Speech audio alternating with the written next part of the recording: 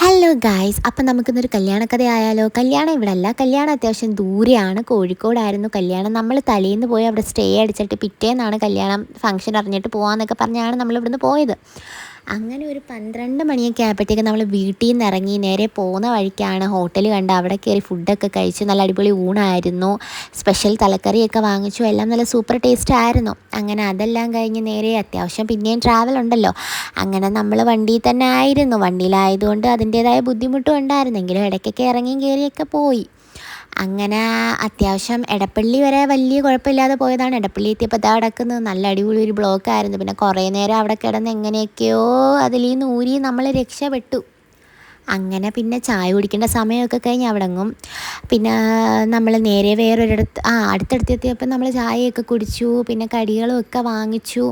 പോകുന്ന വഴിക്ക് അമ്പലത്തിൽ എന്തോ പരിപാടി ഉണ്ടായിരുന്നു, അതിൻ്റെ ബഹളവും ഒക്കെ അടിപൊളിയായിരുന്നു ഓൾറെഡി. പിന്നെ രാത്രി ആയപ്പം വേറൊരു ഹോട്ടലിൽ കയറി. അങ്ങനെ രാത്രിയിലത്തെ ഫുഡെല്ലാം അവിടുന്ന് സെറ്റാക്കി. പിന്നെ നേരെ റൂം അങ്ങനെ ഒരു റൂം എടുത്തൊന്ന് ഉറങ്ങിയപ്പോഴാണ് പിന്നെ സമാധാനമായത്. ഇനി നാളെ വേണം കല്യാണത്തിന് പോകാൻ. അപ്പോൾ കല്യാണ വിശേഷങ്ങൾ നാളത്തെ വ്ളോഗിൽ കാണാം. അപ്പോൾ ഓക്കെ, ബൈ.